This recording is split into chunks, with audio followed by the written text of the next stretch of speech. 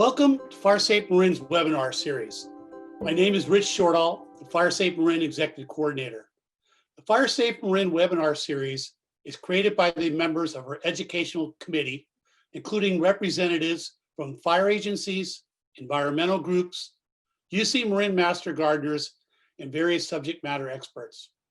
Project is funded and supported by the Marin Wildfire Prevention Authority. It's designed to help you understand and prepare for the threat of wildfire here in Marin. If we all do our part, we can minimize risks and save lives and property. We encourage all of you to participate tonight by providing questions in writing through the Q&A function at the bottom of your screen. Questions that cannot be addressed during tonight's conversation will be answered and posted on the FireSafe Marin website. We ask that you please keep your questions related to our topic for tonight's presentation.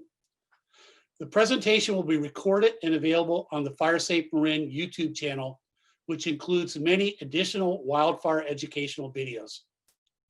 Our two presenters tonight are Mike Swezy, a retired Marin watershed land manager currently on the board of the Marin Conservation League, and Max Korten, Director and General Manager of the Marin County Parks and Open Space District. In addition to their commentary, we will also hear pre-recorded segments from many of our local senior land managers. Together, they will describe the vegetation management policies and procedures used in Marin County's open space areas. Following the webinar, we will have an additional 15 minutes of question and answer. So let's start with Mike Swezy. Mike? Hi, everybody. Glad you could join us tonight as we talk about fire in Marin's parklands. We're lucky to live in Marin with its awesome array of protected natural lands. We enjoy their beauty.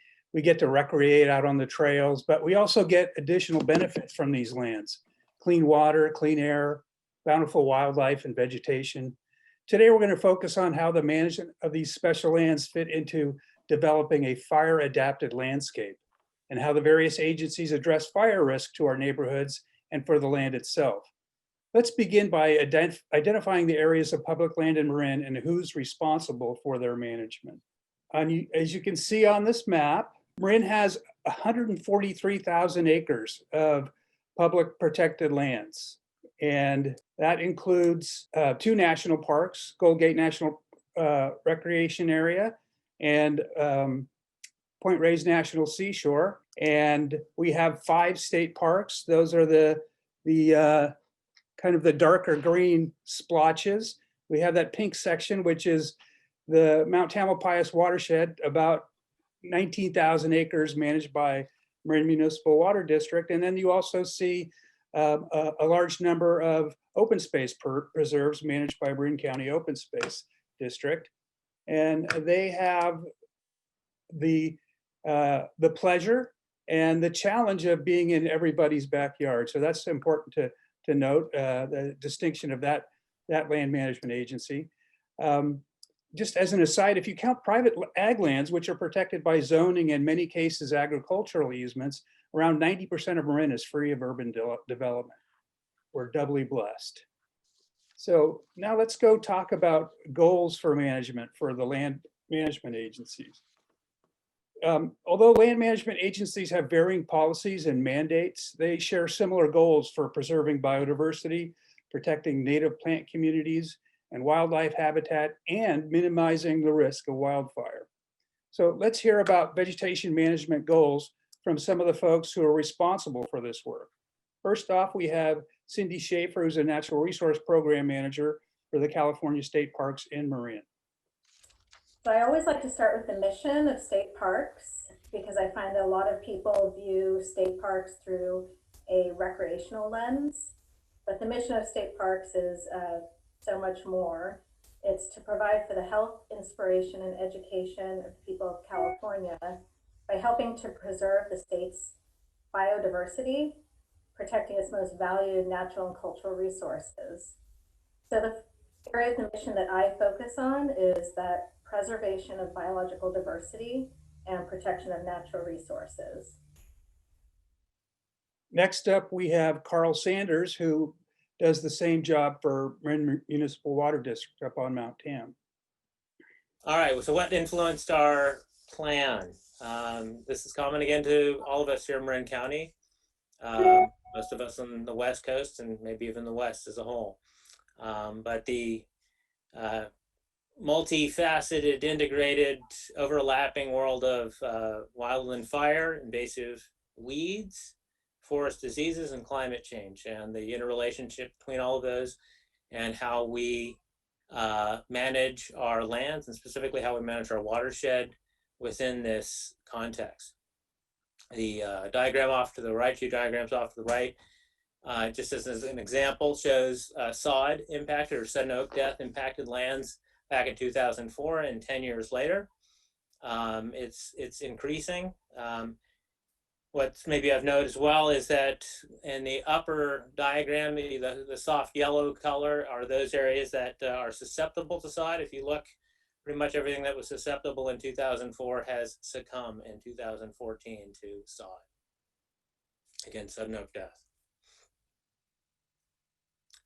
Three primary goals of the BIFIP that overarch all of our decision making. Goal one is to minimize the risks of wildfire in terms of our fuel breaks, in terms of maintaining them and creating them. Forestry work for forest resilience, our invasives or weed management. Looking at reducing sources of ignition, as Michelle was saying, working with other agencies in a cooperative approach. Goal two, to preserve and enhance our existing biological resources. We do quite a bit of inventorying, mapping, and monitoring. And we're putting in place plans for restoration of various habitat and other ecosystem functions.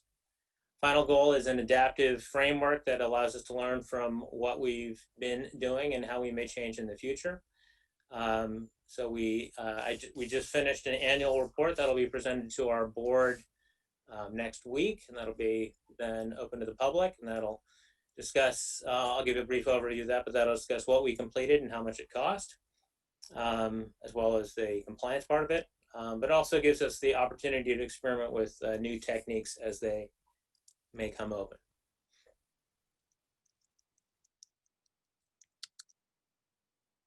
Okay, One Tam, you all know about One Tam, was formed 5-6 years ago as a collaboration between 4 public land managers, the agencies you see on this diagram, and the nonprofit partner, the Golden Gate National Parks Conservancy. One of the main purposes of One Tam is to partner with the public, with all of you, in the management of these lands through philanthropy, citizen participation in scientific ventures that guide management, and to increase volunteer opportunities for doing the hard work to keep these lands healthy. Another key goal is to conduct work across the landscape in a collaborative fashion. Go ahead. The next slide is a lot to read, but I'll just tell you, One Tam has a forest health assessment. It's an ambitious, multi-year, $800,000 project to determine the relative health of Marin's forests and develop programs and best practices to do on-the-ground work to make Marin's forests more resilient, especially in the face of fire and climate change. Now, this project should provide guidance for all of Marin's land managers going forward, so it's really an important piece. And okay, we're good with that, thank you. A little later, we're going to look at fuel breaks in detail and what they look like, but let me just give you a brief definition. Fuel breaks are usually areas near homes where vegetation is reduced so that when a wildfire reaches it, the fire spread is slowed and the intensity is lessened. It allows firefighters a better chance to halt the fire. But here's my chance to dispel a popular myth. It is not true that if we prioritize reducing wildfire risk in our open spaces, our communities will then be safe from wildfire.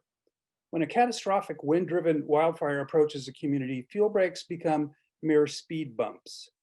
Our focus is better spent developing fire-adapted communities, working from your house out. Homes burn when they've not been hardened to resist wind-blown embers, when flammable material has not been removed around the first 5 feet of the home, and when defensible space has not been created on the property. That said, There's a great deal of fuel reduction work that takes place on public lands. Let's hear from Lynn Osgood, Deputy Fire Marshal at Novato Fire, to hear about their integrated program. My presentation today is wildfire mitigation, a holistic approach. The reason for that name is it really is a holistic approach. It includes home hardening, vegetation assessment, evacuation routes, chipper days, fire-wise community, and shaded field breaks. All of my projects that I'll be presenting today incorporate those 6 components. Novato Fire's guiding principles are to protect life, protect property, and protect the environment. And the reason why these 6 components are interconnected is we can create a fuel break, but fire will still find a way to your home if you have combustibles located next to your home. This is actually a fire in Novato where the homeowners had rosemary planted with lattice behind it underneath their wooden deck. And that is why it's so important that all those components are part of each project for us. All right, well, thanks. Mike, you know, one of the things that you mentioned when you were speaking about is the emphasis on native plants. What is the importance of that for our environment? Well, biodiversity, I think we've heard that term a bit today. It's the term to describe the richness and variety in our ecosystems in terms of species and habitat and the interrelationship of those two. Native plants and the food web that's supported by them are adapted to our climate over thousands of years. So biodiversity is super important because the complexity and healthy habitats allow our natural world to respond to stressors and continue to deliver clean air, clean water, food, medicines, all the essentials to our lives. Also, many believe that it's our duty to maintain this biological richness for its own sake. And currently, with the COVID crisis, most of us have found comfort and consolation in our wild places. In the face of climate change, the importance of maintaining biodiversity has increased dramatically, and native plants are the key. Well, that's great. And Mike, one other thing is we're all focused on wildfire, but what is the role of fire, if any, in maintaining a healthy ecosystem? Well, fire is a natural part of life on Earth. For thousands of years in California, the indigenous people used fire to maintain a rich variety of habitats. And coupled with lightning fires, low intensity fires were frequent and wildly destructive fires were rare. In the 20th century, we got really good at suppressing fires, paradoxically resulting in more frequent, uncontrollable wildfires from the proliferation of vegetation. Now with climate change and global atmospheric heating, we're witnessing wildfires never seen before in terms of size and intensity.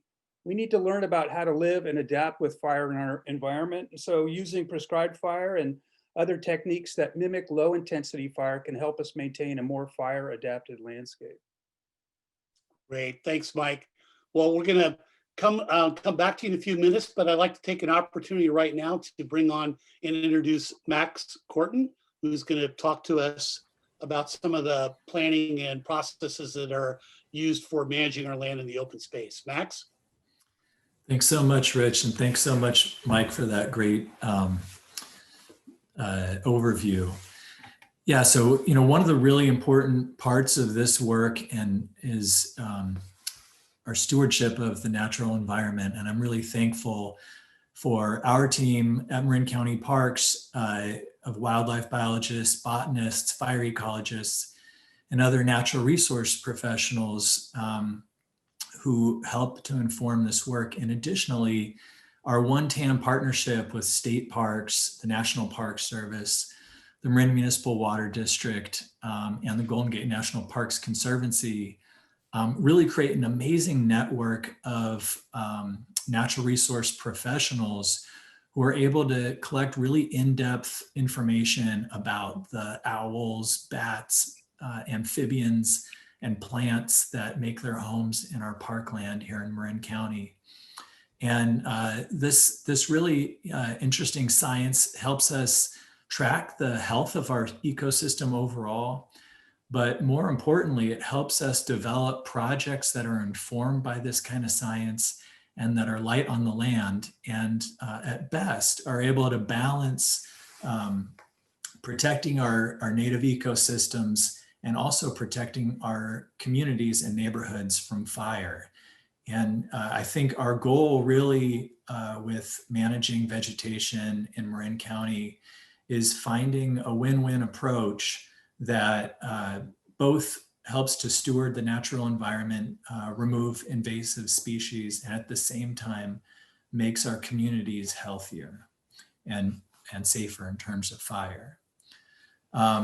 You know, a lot of that information that we gather is part of just the work that we do to inform our planning, but it's also required legally under CEQA, the California Environmental Quality Act, and then also for our federal partners at the National Park Service and others under NEPA. And these are laws that require local, state, any public agency to inform their decisions based on potential environmental impacts of those decisions. So it's really a decision-making process. And it's required for any action that a local public agency or state agency takes regarding a project. Any action regarding a project is subject to CEQA. But you know, one thing that's important to call out is that environmental planning, it doesn't start or stop with CEQA. It really informs everything we do. And then going forward, as we get ready for crews to come out to the site of a project, our biologists are out making sure there's no nesting birds on site, or if there are, adjusting the plans because of that.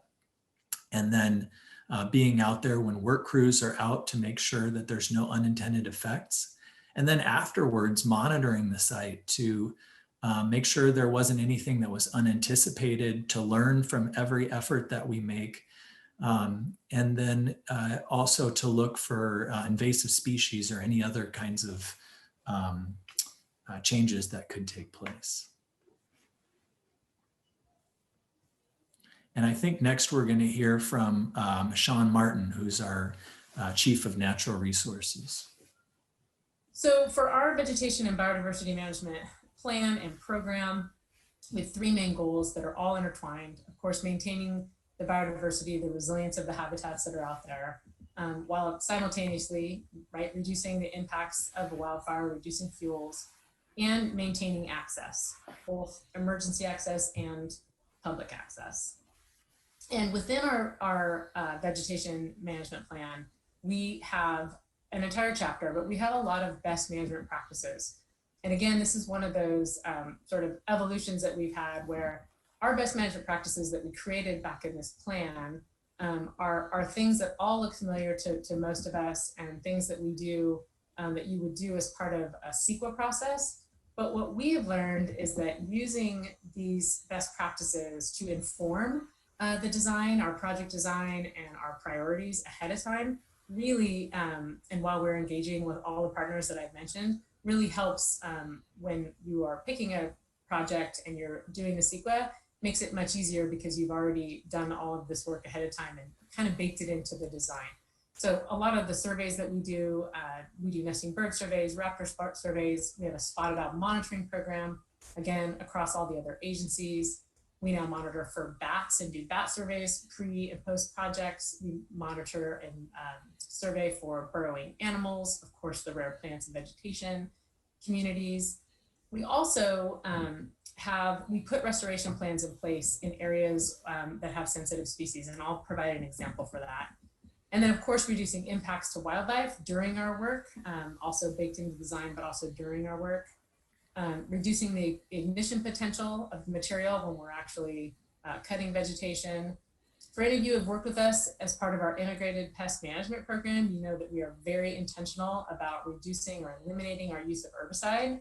And I think having a lot of this work baked into the design and planning for it ahead of time and being thoughtful about where and how we are placing these projects across the landscape really helps us reduce that tool. And then, of course, again, and I will keep repeating this, coordinating with not only the fire service agencies, the communities, and the other land management agencies has really helped us be more successful. reducing pests and diseases like sudden note death, and then the big one, reducing potential for the spread of weeds, incredibly important. So next up, we're going to hear from Lynn Osgood, and she's going to give us a little bit of what that planning process looks like from one of our partners in the fire community. And I think, this is one of the things that makes our planning process really rich, is that not only is this something that we, our staff works on with the community, but also with our partners from the fire agencies. Some of the considerations in this project is plant communities, the acreage, the location, the noise that would be come from the fuel work, the fuel load and proximity to homes, habitat, the timing of the project, nesting season, fire season, the types of plants or weeds that are there, non-natives, and disease, any special status plants, animals, and birds that exist in that area, and the type of treatment to meet the needs of the environment of the project. Defining project goals and planning capacity. Wildfire protection would be reducing fuel intensity, reducing the rate of spread, providing access during incidents, the width of the shaded fuel break, duration of the reduced risk. Project capacity is the planning phase, which includes consultations with biological and wildlife experts and archaeological assessments, working with the county and city. This is in Marin County Open Space District, so I work very closely with them. And the intended implementation, area, scope, and the types of equipment that will be used. For CEQA, the lead agency will determine what CEQA document is necessary depending on the results of the surveys and studies, project magnitude, timing and location, unique or unusual circumstances, input from other agencies or professionals, and applicable exemption classes and type and ability to mitigate impacts. Yeah, so that was a little bit of the planning process. I think one of the things that I want to make sure to mention is that our community is also a really important partner, and that we learn a lot. You all probably who are listening to this visit our parks and preserves every day and see things sometimes before we do. And so your input is also very important in our development of projects. And now I think we have an opportunity for some questions, right, Rich? Great, thanks, Max. I just remind everybody to take advantage of the Q&A function. One of the most common questions that we get all the time is, a lot of times the defensible space for a homeowner, thinking out 30, 100 feet, extends into the open space area. How does the homeowner have an opportunity, if that exists, to work with open space on a problem like this?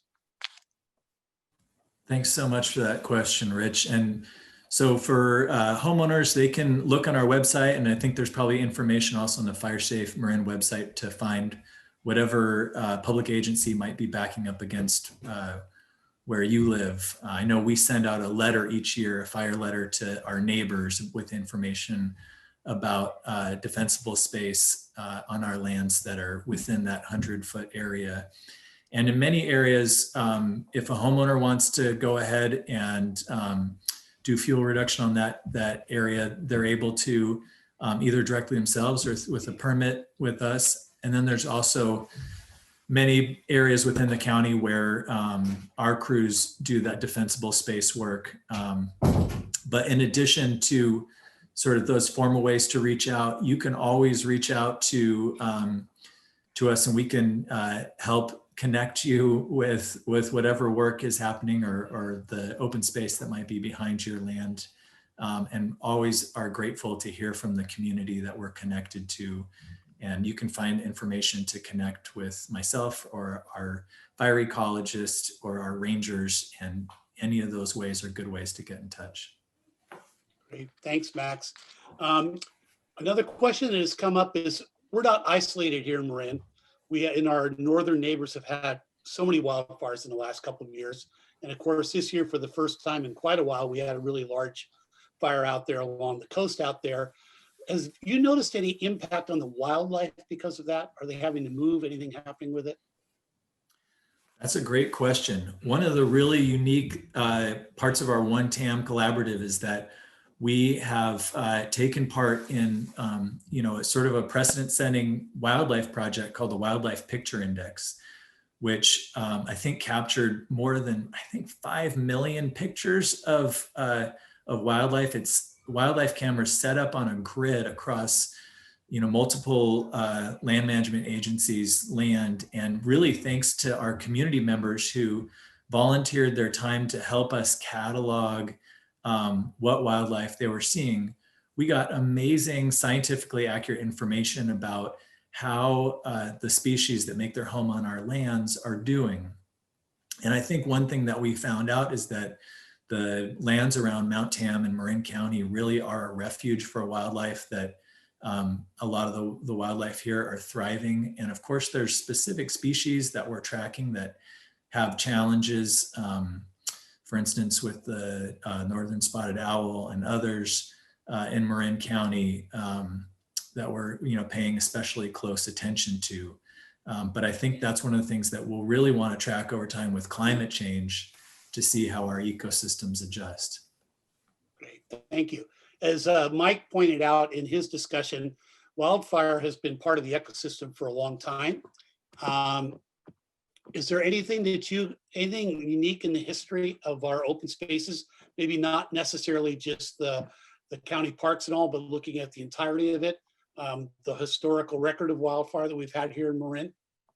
Yeah, I mean, I think that's one of the really interesting areas. And, we have one of our rangers who's really interested in local history, who's done some wildfire hikes to sort of take visitors through the wildfire history here in Marin County. And certainly, Mike may have more to add about wildfire history, but there's, whether it's the fire in the 20s on Mount Tam or fires that have burned, through the San Geronimo Valley. This is an area that, in our recorded history, there's been significant fire events. And, of course, looking back to times before, more recent settlement, there, was a long history of fire in this environment. And if you look at, older photos of the hills of Marin County that had a lot more grassland than they did today, the ecosystems have changed, likely, with changes to the fire regime here. So it's definitely been part of the landscape for a long time. Mike, I don't know if you have anything to add about that. Yeah, that's absolutely right, Max. There's been wholesale changes. In addition to fire suppression and the development of neighborhoods and the planting of vegetation on those hills, we have sudden oak death and decline of tan oak and redwood forests are changing the fuel profile there. So there's a lot of shifts that have happened that are dramatic and put the ecosystem at risk from catastrophic fire. And we have history of large scale fires like the Tubbs fire, like the Camp Fire that have swept through Marin. The fire that came from Ignacio that burned all the way to Mount Tam, burned 40,000 acres. The Old Mill Fire in 1945 burned most of the Mount Tam watershed. A smaller fire is the Mill Valley Fire that burned in 29. Same footprint of that fire would destroy 1,200 houses in Mill Valley right now. So we do have an acute risk for those kinds of fires. Fire Safe Marin has a great history of those fires. So I urge you to check that out on their website. And they also have a little cute video that recreates all of those fires. So take a look. Thanks. Mike, you pointed out that a lot of the work that's being done in our open space is really a combination of both reducing the wildfire risk and habitat restoration, make the healthier ecosystem and so forth. Are there maps and plans that are available for the public that can see what type of work has been done and what's being planned in the future? Well, most of the public land management agencies have overall vegetation management plans that guide their work. And then in addition, many produce work plans for the given year that describe what they're going to do. As far as mapping information, I don't think there's any one place you can go to that, unfortunately. I think though, when the Marin Wildfire Prevention Authority gets going and starts funding additional projects, there's going to be a one-stop shop for looking at those projects funded under that program, so the public can see where that work is happening, the kind of environmental compliance maps and that sort of thing. So that's soon to be available. Thank you. Another thing that comes up occasionally is, it's not too common, but there may be some areas where there are overlapping jurisdictions, where maybe the land is owned by one public agency, but a flood district or local public works gets involved in that. Is there what is the best direct source to go to when a member of the public feels some improvements need to be made on land in their backyard, so to speak? I mean, I don't know that there's one best source. I mean, potentially Fire Safe Marin there's a lot of information there, but I think, if folks get in touch with us, with Marin County Parks, happy to try to help them connect with the right agency if it's not us. I mean, I think, one of the great things in Marin that's only really improved during this time with COVID-19 is that we have strong partnerships with our larger public land managers, but also with our cities and towns and, and other, water districts and other government entities that own and manage land. And so I think there's the sort of overlapping, the side-by-side nature of having different land managers shouldn't be an obstacle for us being able to implement important work. And I think the MWPA, the Marin Wildfire Prevention Authority, is such an amazing opportunity for us to accomplish some of that work, because I think one of the challenges in the past was that some of those entities had less opportunities for bringing funding to projects than others. And so this is a way of sort of filling in some of those gaps that were challenging and having more of a landscape level approach to managing fire risk. So I'm really excited about some of the partnerships there. Great. Well, speaking of partnerships, how do you feel the public has been responding to the work that's being done, to the plans that you're putting forth, and all the activity that takes place on the open space lands? Honestly, it's been great. I think, I've really been impressed with the Marin County community and how our neighbors have stepped up on their lands to create fire safe, fire wise communities. And I, really appreciate it when those neighborhoods reach out to us, and, when we can develop in partnership, defensible space around those communities and maintain it together. I think one of the things we'll talk about later is maintenance, and, nearly all the work that we do is maintenance. It goes on forever. And so we're in this partnership together, not just once, but ongoing forever to take care of these lands. And so those relationships are really important. And, it's important to me to make sure that we're good neighbors. Great. So one last question, I think, during this section, and that is, what's the experience with Marin County Open Space in grazing programs? Yeah, I think one of the things, that's really great is that we're able to, use all different tools to accomplish this work. And different tools are, more successful in different areas. And I think that's one of the great things about having so much information about the biology and, what works and what doesn't work, and how we can create projects that are, good fits for each area and the goals of each project. And so, one example actually is on Mount Burdell, where we have a grazing program that utilizes cattle through a partnership.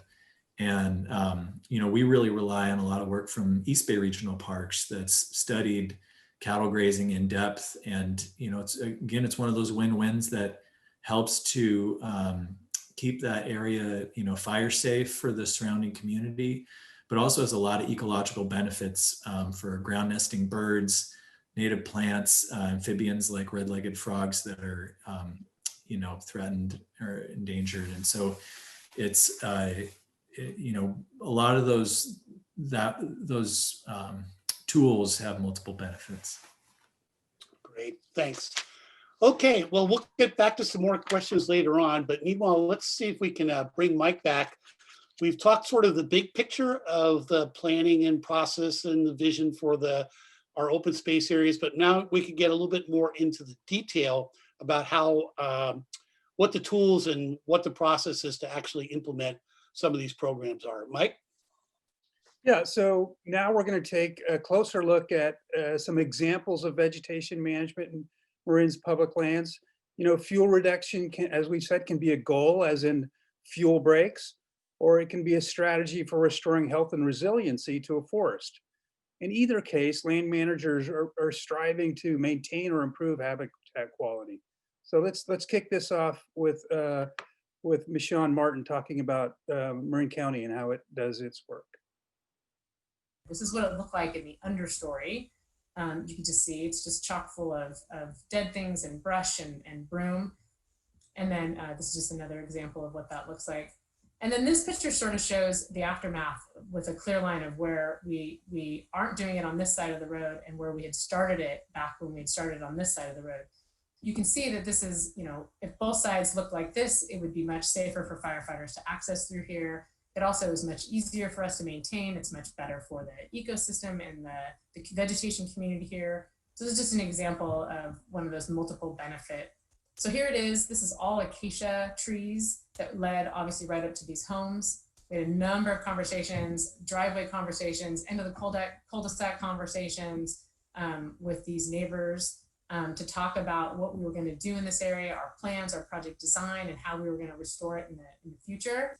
So this is what it looks like when they cut the acacia, put it into piles, we burn the piles. This is what it looks like after, when it becomes just a blank slate. And this is where the restoration plan, where we're prepared for it is. So these next couple of slides are just, again, more project designs with the TAM fire crew. This is up on Terra Linda Ridge, what it looks like before, and really, again, building in that project design of looking at clearing out the understory along this road. Here's another one. This is in Mill Valley again. I don't know if you can see over here, there's a home over here. You can look at this branch right here, and then this is what it looks like.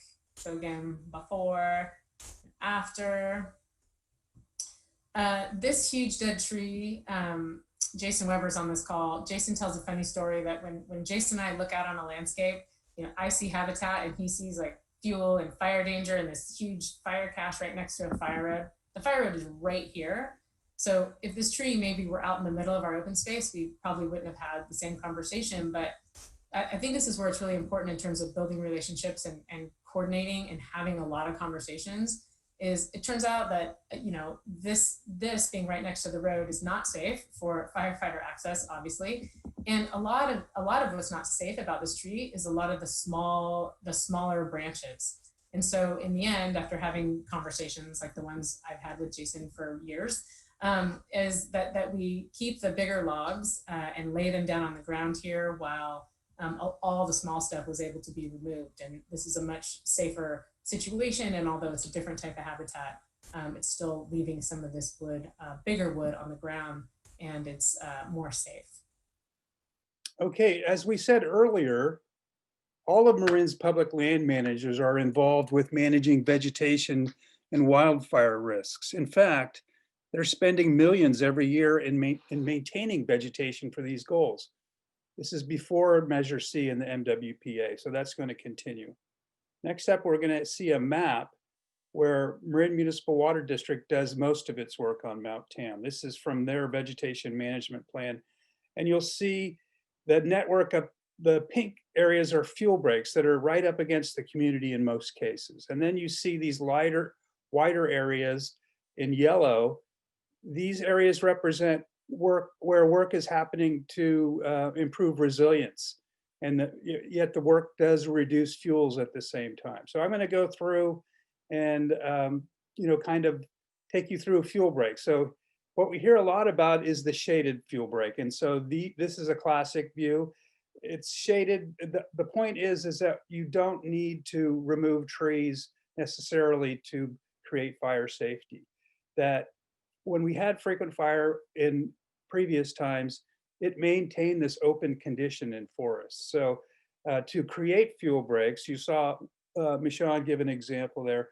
The crews come through and they limb up the trees and they remove ground fuels. So that's a classic fuel break. Next slide. But not all fuel breaks happen in forests. So the kind of plant community kind of determines what needs to be done. But in wherever it is, whether it's in a forest, a mixed hardwood forest, or in chaparral is on the right, the goal is to maintain, not to scalp everything, is to maintain as much habitat as possible. Next slide. So this is near Throckmorton Fire Station, County Fire Station up on the flanks of Mount Tam on a ridge top. This is chaparral. There, as you can see on the right, there's, maintaining wider separation between shrubs. And all of these kinds of fuel breaks need maintenance, as Max says. Next slide. Here's the same area. We can use equipment in some cases, but most work happens with crews using power tools. And as Max says, these are permanent commitments. They're infrastructure that we have to maintain over time. They're not a one and done thing. So when you open up habitat, there's risk of invasive plants coming in. So all of the agencies under the One TAM umbrella do practice very rigorous monitoring of their project areas to catch invasive species early if they find them. Next slide. And goats are popular. This is a grassland, and it's being maintained as a grassland, and the fuels are reduced. So later in the summer, when the annual grasses dry out, that's an effective fuel break for protection of that community. Next slide. More of the same area. And you can see it's kind of controlled. Next slide, go ahead. Fuel breaks are best near communities, but in some cases they're placed strategically on important ridge tops, usually associated with a road. And so you can see that little brown stripe that's on either side of a road on a ridge top. That's the work of goats to maintain that fuel break there. Next slide. Along roads, maybe not a fuel break proper, but we need access and safe egress, escape sometimes. So that's an opportunity where we can use heavy equipment to, which is more cost efficient and grinds up all of the material into little chips and is actually can be very sensitive in choosing which plants to remove. Next slide. But there's a lot of work that's going on in Marin's wildlands. This is up on Bolinas Ridge where the tan oak has died under our legacy redwood forests. So we use heavy equipment of various kind to kind of munch the understory. We don't remove everything. We use hand crews in places where it's too steep to move equipment. Next slide. Here's some examples of the upper one is some work that happened this year at Potrero Meadow up on the north slope of Mount Tam, and then you can go ahead. Next slide. This is work near Lake Lagunitas on the shores of Bontempi, where mostly done by equipment. And really the goal is for the hand tools, next slide, or the crews are working as if they were doing what fire would have done if we had frequent fire. So also controlling broom. In this case, there's these massive broom invasions that create a significant fuel and a risk to that forest community. And in this case, the best move is just pulling it by hand. It's expensive, but these are key habitats and heavy fuels. Next slide. Another activity that's going on in parklands is, as Max mentioned, if you look at historic photos, we see invasion of grasslands that are really important plant communities through shrub invasion or Douglas fir invasion. So there's projects to maintain or restore meadow habitat. Next slide. One action is up on Bolinas Ridge where the young firs are removed and pile burned. Next slide. Here's a oak savanna that's being invaded by shrubs, and to maintain that habitat, this is less steep ground, so we can use equipment to do that work. Next. Here's a couple more examples of that. This is up near Bontempi. Next. I guess that was it. So those are just examples of what fuel breaks look like and habitat restoration activities that reduce fuels that are compatible with reducing wildfire risk. Thanks, Mike. Well, obviously it's a lot of work doing that, but it's not a one-time pass-through.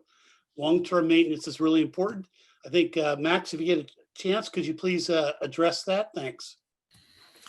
Yeah, I think that's a really important part of this. And I think one thing that's unique about vegetation management is that it's not like any other kind of capital project where, you can revisit something once every 20 or 50 years. It's something that's ongoing stewardship every year.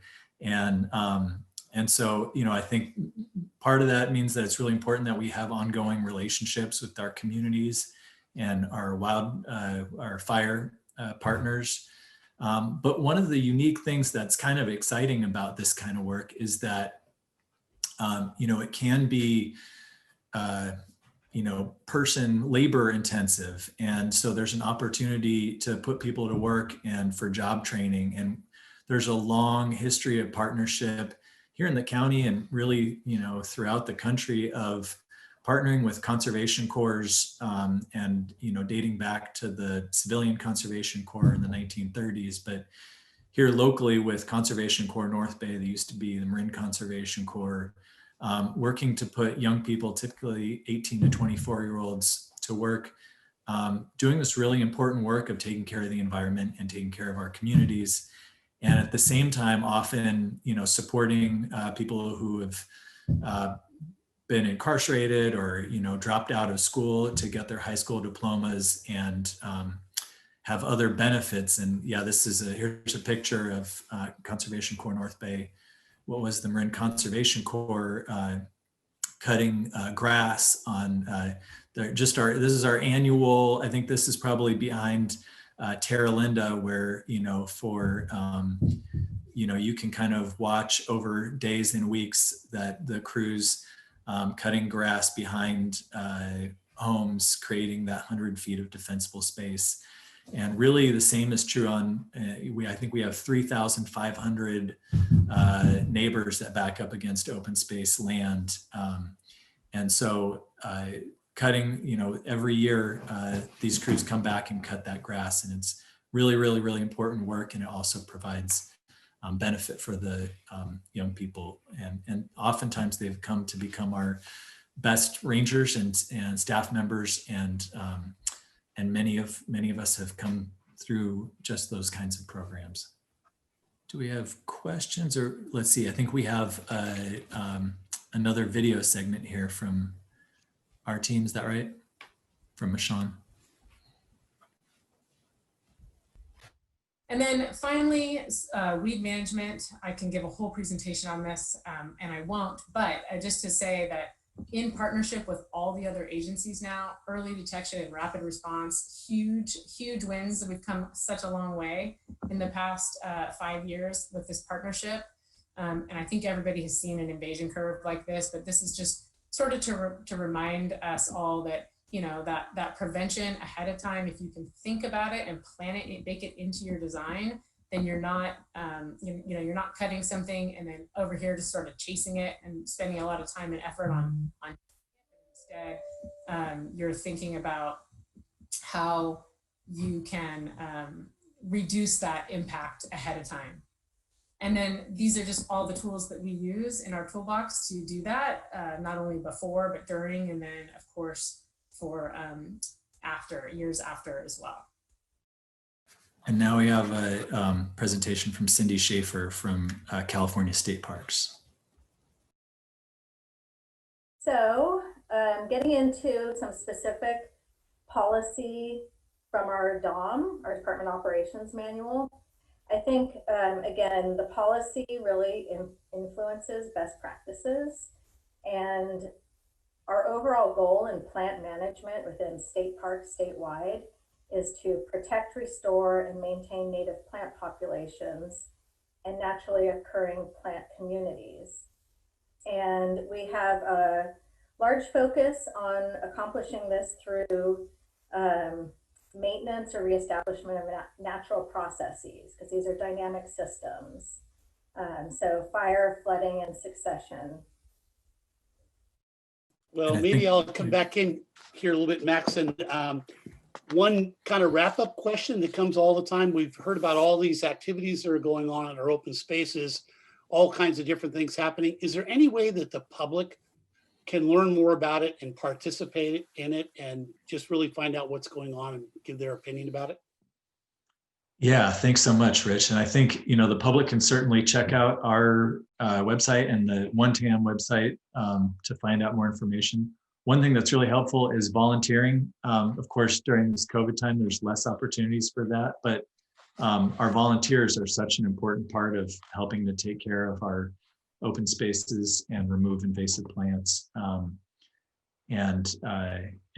And yeah, definitely if folks are interested in this, whether it's interested in the planning or participating or in the lands near your home, please do get in touch, and our contact info is on our website.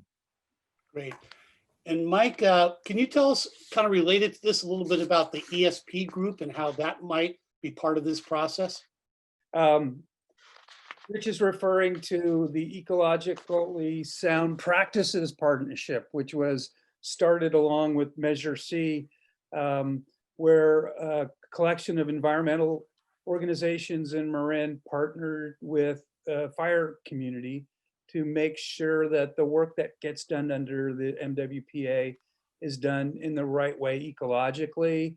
And in many cases, as you're seeing today, those projects can support both goals. So through that increased funding, there's great opportunity to bring ecological value to the edges of neighborhoods and in your yard. So that's something that the ESP is focused on. It has 3 committees. One's looking at the work that the MWPA is doing and how it measures according to carbon sequestration and reducing our carbon footprint. Another committee is looking at fuel breaks and habitat protection.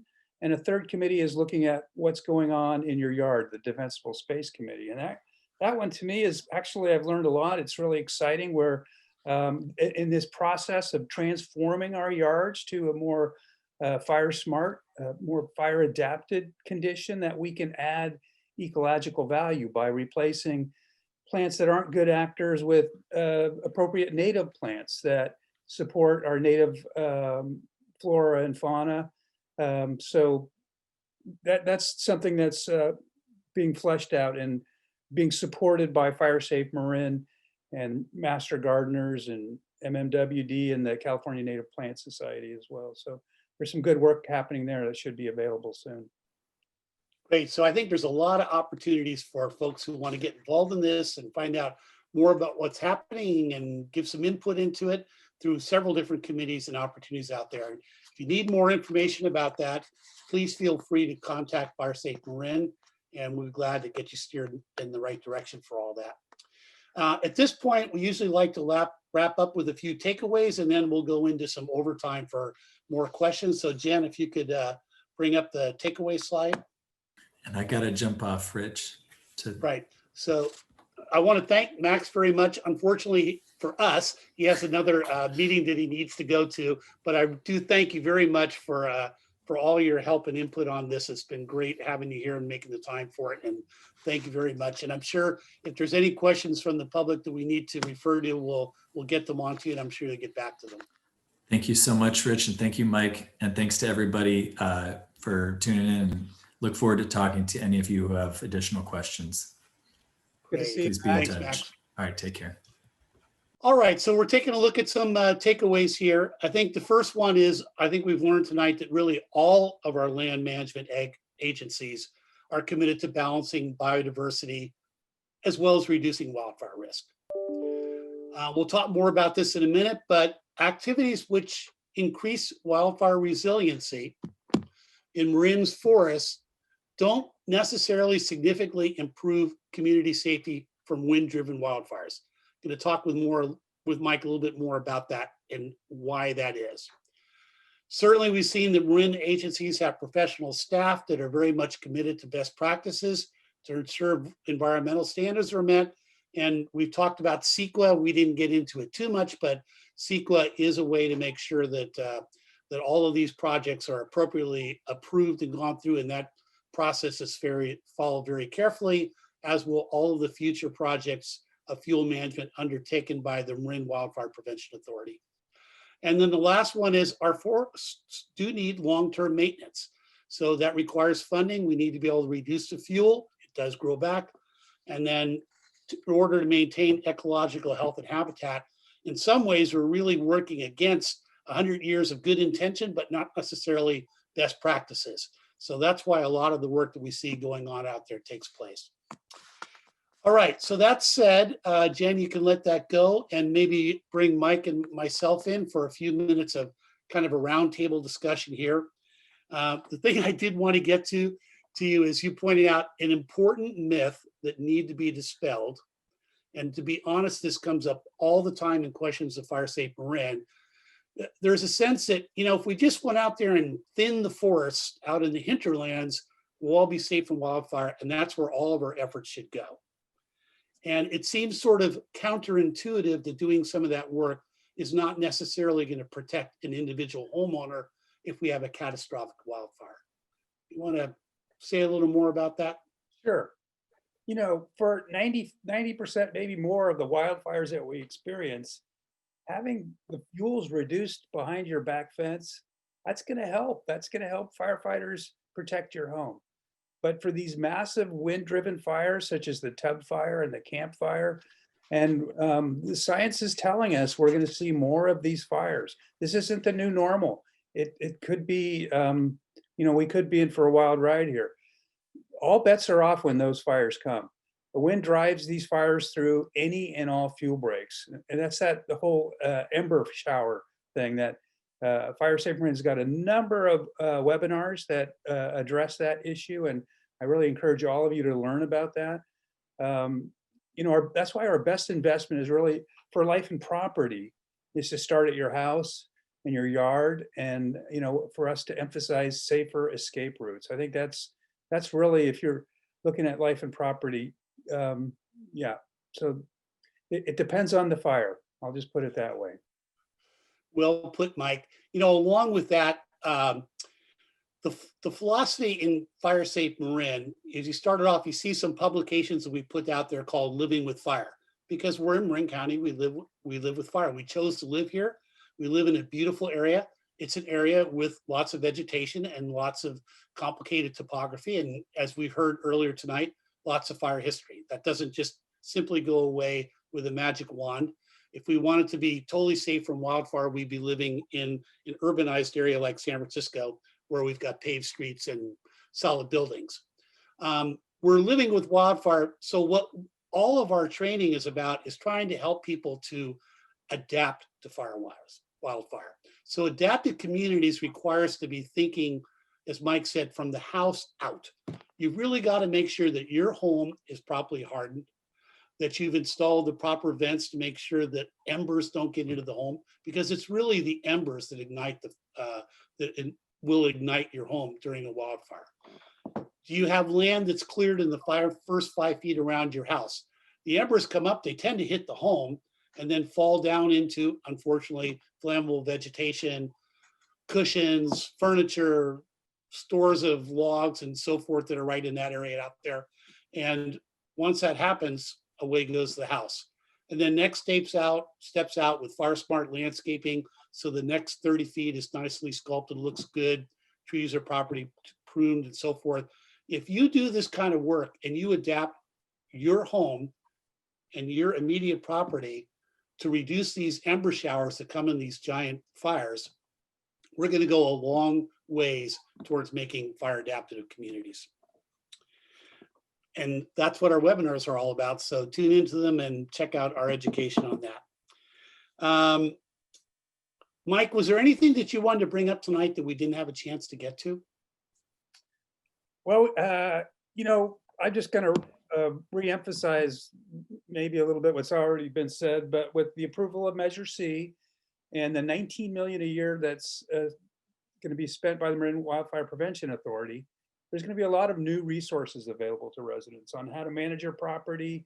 So I urge you to take advantage of it. Check out Fire Safe Marin, Marin Master Gardeners, Marin chapter of the California Native Plant Society, MMWD. There's so much good information available and more coming. We're really listening hard to the community about what their interests are and trying to adapt this information so it lands. And there's going to be a lot more inspections happening. So those inspectors are going to be increasingly armed with information. They may not be the experts, but they'll be able to connect you with expertise. So we have a ton of that environmental expertise in Marin County, and it's going to be available. So I urge you all to get a hold of that.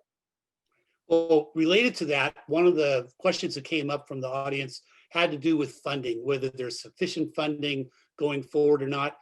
You just mentioned the Marin Wildfire Prevention Authority. Its budget is in the range of $20 million a year. That sounds like a lot of money, but when you think of the size of Marin County and all the work that needs to be done that's out there, it's really not that much. That's a 10-year project just to get started on all this. And hopefully it goes on beyond that. In addition to that money, I don't know the exact figure. I should have looked it up because I knew it was going to come up tonight. But our land management agencies that we heard from, they're spending not a couple $100,000. They're spending many millions of dollars a year just to try to keep up with basic maintenance and whatnot. So do you have any sense, you look at projects like One Tam is doing and whatnot, of sort of with all the work that we need to be done, is there really sufficient funding? No, there isn't. But the Measure C was a huge step forward. And what it's going to allow us to do is leverage other state federal funds that are coming. And the state in California has made a big commitment to addressing our wildfire crisis. So, and the work that One Tam's doing to look at forest assessment, that work is somewhere between, and I showed you with the heavy equipment, that's cost $5,000 to $10,000 an acre. So we have 140,000 acres of wildlands. They're not all going to be treated in 1 year, but even if a small portion of that, we're talking about tens of millions of dollars on an annual basis. We're behind the 8 ball, but we have to start where we're at and move forward. And I think we have the MWPA is a great opportunity to address that. So and there are other resources that Marin can leverage based on our choosing to make that investment locally. Yeah, I think that's really well put. And then when you look at the larger fire problem, the home hardening is a big part of that too. And many homes in Marin were built before the more modern building codes. And there really is still a lot of work to do out there to get proper screening on gutters and cover up our vents appropriately, get rid of single pane windows, screen decks and so forth. So it's still a heavy lift ahead of us. But I think the best thing is compared to 5 or 6 years ago when these wildfires were just getting started with the changing dynamics of weather and climate change and so forth, the awareness is so much greater now.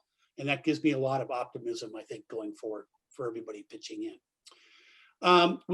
You showed some great pictures of creating fuel breaks, and a lot of it was sort of an open land. A question came up, are there any special concerns related to creeks versus just sort of a meadow or forested area? Right. Well, aquatic environments, riparian zones get kid glove treatment. There's usually not a huge fire risk there because those are moist environments that versus the uplands that dry out in the summer. So, and we want to maintain shade over our flowing streams for the benefit of the fish and the other creatures that live there. So there may be particular fire hazards related to a house that lives next to a creek. That's not something land managers have to deal with, but it really just points to the need to be careful in those kinds of environments and doing just kind of the very selective work to reduce hazards if that's needed. Great. Well, I think, I hope that tonight's presentation gave people an opportunity to understand that this incredibly valuable open space areas that we are blessed with here in Marin County, that we have some very competent people taking care of them. I think we see across the board that their vision is a very progressive and a very healthy one of restoring the environment at the same time as helping to reduce the fire risk that's out there. And when you add to the work that's going to be done for Measure C and some of these educational programs that we have going on, and what I think is a general increase in both the interest and the participation rate of the public to make improvements, I think we have a lot of optimism going forward here for Marin. So any last words, Mike, on your part before we wrap up? Well, I just want to, note that I've been working in fire-related land management work for over 40 years. But in the last few years since I've retired, I've learned many things in participating in community discussions around these issues. And one thing I think is really exciting, as I mentioned earlier, is the opportunity to transform our yards into effective fire resilient landscape, but also in doing so add native plants and pollinator friendly species that can enrich ecological value in our yards. But if we do that across the neighborhood, we can really boost biodiversity and bring that value in our own very, very personal environment. So I've learned this through beekeepers and butterfly enthusiasts and all sorts of folks that are really focused on this issue. So it's kind of an exciting frontier. And as I said, there's going to be information coming forward, and that's the real personal thing. What our own personal space and how we manage that in a fire environment. That's going to be challenging, but also could be fascinating and productive for all of us. Great. Well, Mike, I want to thank you for taking the time to come in tonight. We really appreciate all the great presentation you've done. Thanks again to Max Korten for making the time. And also, I think thanks to some of those other folks that you saw, Lynn Osgood and Carl and Michon and others who are on those videos. If you want to see more of that, if you go to YouTube, to the Marin Conservation League, you'll see a more complete video where there's even more detail. All this is really fascinating, and you'll learn much more about what is taking place in our open space districts. So that's a wrap for tonight. I do hope you'll all come and join us again next month for our next webinar. We're going to talk about two things. We're going to begin with Chief Bill Tyler's going to speak more about this adaptive community concept, which I think is very important. It's where the direction we all need to be going in, to become more fire safe. And then that'll be followed up with more information on home hardening. And this will be more in the range of active strategies, things like sprinkler systems and foams. Does any of that stuff work? What are some of the other things that you can do? What are some steps to take if a wildfire is maybe 12 or 24 hours away? Are there some last minute things you could do? We'll have Steve Quarles back talking about that. So I think it'll be another very interesting night. And again, I thank everybody very much for taking the time to join us tonight. And we'll see you all next month.